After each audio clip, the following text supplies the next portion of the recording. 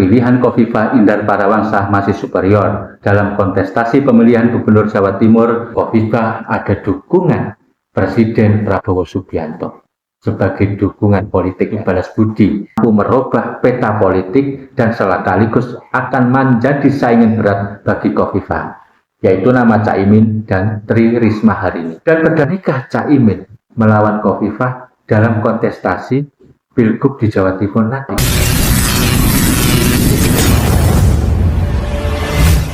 Kali ini saya akan mengulas peta politik pemilihan Gubernur Jawa Timur. Hingga hari ini, keterpilihan Khofifah Indar Parawansa masih superior dalam kontestasi pemilihan Gubernur Jawa Timur yang akan berlangsung pada tanggal 27 November 2024 mendatang. Setidaknya informasi itu bisa kita dapatkan dari survei yang telah dilakukan oleh ARSI, Akurat Research and Consulting Indonesia. Berdasarkan hasil survei ARSI tersebut, Khofifah masih unggul dalam top of mind di antara calon-calon yang lain yang sudah muncul. Dalam top of mind ini, Khofifah mencapai kisaran 40%. Tentu ini jauh meninggalkan nama-nama beken yang sudah ada, seperti Emil Dardak, Anwar Sadat, Ahmad Fauzi, Sarmuji, atau yang lain.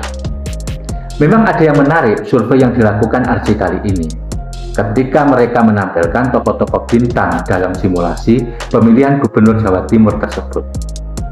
Menurut saya, ada asumsi dari ARSI, kemungkinan ada beberapa tokoh yang akan mampu merubah peta politik dan sekaligus akan menjadi saingan berat bagi Khofifah, yaitu nama Caimin dan Tri Risma hari ini. Dan berdasarkan hasil simulasi yang dilakukan oleh ARSI, ternyata baik Caimin maupun Risma sangat kompetitif untuk menghadapi kekuatan Gubernur Petahana Khofifah Indar Parawansa. Ini sekilas perbandingan elektabilitas dari masing-masing calon hasil simulasi yang dilakukan oleh ARSI tersebut. Untuk simulasi 6 calon, elektabilitas Khofifah Indar Parawansa mencapai 41,5%. Caimin atau Muhaimin Iskandar 17,2%, Tri Risma hari ini 11,3%, Anwar Sadat 10,5%, Sarmuji 8,2%, Ahmad Fauzi 8,1%, sementara yang tidak menjawab 3,2%. Dan yang menarik, ketika simulasi itu dikerucutkan untuk 3 nama, ternyata masing-masing mengalami peningkatan elektabilitas. Khofifah mencapai 47,2%, Muhaimin Iskandar 21,5%, dan Risma 19,7%.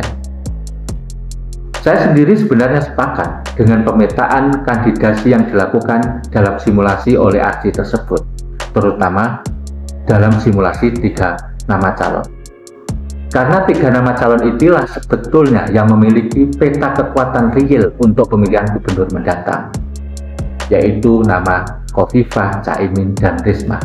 Mereka memiliki kelebihan dan kelemahannya masing-masing, tetapi mereka itu adalah kekuatan real untuk bertarung di pilgub yang akan datang. Tentu asumsi ini atau hipotesis ini tanpa mengabaikan dinamika politik yang masih berlangsung saat ini, dan juga tidak menafikan eksistensi masing-masing calon. Tapi asumsi saya, hingga saat ini Khofifah tetap superior dibandingkan calon-calon lokal, yang apalagi saat ini Khofifah juga mendapat rekomendasi dari 4 partai besar di Jawa Timur: Gerindra, Golkar, Demokrat, dan PAN. Tapi dalam politik apapun bisa terjadi, karena hingga saat ini dinamika masih terus berlangsung, dan itu bisa saja mengubah peta elektoral masing-masing calon. Memang ada kekuatan yang kemungkinan dapat mengimbangi dominasi elektabilitas Khofifah dan sekaligus berpotensi merubah peta pemilihan gubernur Jatim nanti, yaitu jika muncul nama PKB dan Caimin atau PDIP bersama Risma.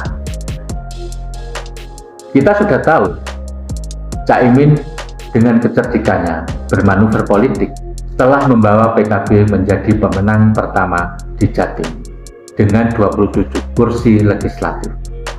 Perolehan 27 kursi ini tentu akan memberikan privilege bagi PKB dalam pencalonan gubernur, yaitu tanpa koalisi bisa menyalonkan dirinya sendiri. Tapi kita juga tidak bisa mengabaikan Khofifah. Khofifah pun juga memiliki kekuatan struktural partai, meskipun dia bukan orang partai. Setidaknya saat ini sudah ada 4 partai yang mendukung. Apalagi Khofifah juga punya kekuatan basis struktural dan kultural Nahdliyin di Jawa Timur. Bagaimanapun Khofifah saat ini adalah masih menjabat Ketua Muslimat NU. Sehingga nanti petanya akan menarik jika Muhaimin Iskandar akan tetap maju sebagai calon gubernur, sementara Khofifah juga tetap maju sebagai petahana dan calon gubernur. Karena nanti akan ada pertarungan suara Nahdliyin itu sendiri. Tapi bagaimanapun Khofifah diuntungkan oleh kondisi ini dengan renggangnya Muhaimin Iskandar dengan struktur PBN. Tentu kondisi ini akan berdampak juga pada pilihan warga NU Jawa Timur atas Pilgub nanti. Kita juga jangan mengabaikan di belakang Khofifah ada dukungan Presiden Prabowo Subianto sebagai dukungan politik balas budi atas kemenangan Prabowo di Jawa Timur. Itu adalah mau tidak mau berbicara peran Khofifah. Tapi kalau kita membedah kekuatan Caimin, tidak beda dengan Khofifah. Caimin juga memiliki pengaruh dan dukungan kuat warga NU di Jawa Timur, baik struktural maupun kultural. Kita semua tahu PKB adalah partai warga NU yang didirikan oleh tokoh-tokoh PBNU saat itu. Secara emosional, ada modal sosial NU PKB untuk memenangkan Caimin. Kita juga tahu Caimin merupakan aset besar NU Jawa Timur. Caimin bagian dari darah biru pendiri Nahdlatul Ulama, yaitu Kiai Haji Bisri Samsuri. Faktor-faktor latar belakang seperti ini juga akan mempengaruhi akseptabilitas kaum Nahdliyin itu sendiri. Tapi apakah cukup PKB dan Caimin untuk bisa mengalahkan Khofifah? Justru itu yang menjadi pertanyaan mendasar. Saya pastikan tidak cukup Caimin dan PKB akan mampu mengalahkan Khofifah sebagai incumbent. Karena bagaimanapun Khofifah sudah memiliki pilar dan jaringan yang kuat. Sementara Caimin selama ini banyak bergelut di politik yang ada di pusat, di Jakarta. Disitulah letak posisi strategis politik Risma. Jika Caimin mampu berkoalisi dengan Risma dan PDIP, maka akan ada peta perubahan yang memperkuat posisi keduanya untuk menghadapi Khofifah. Kita juga tahu siapa itu Risma. Risma memiliki kekuatan teknokratik. Risma memiliki basis elektoral di Surabaya karena Risma mantan wali kota Surabaya.